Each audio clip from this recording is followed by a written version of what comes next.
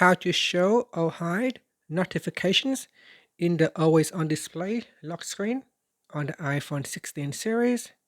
First, let's return back to the home screen by swiping up at the bottom of the screen. And from the home screen, tap on Settings.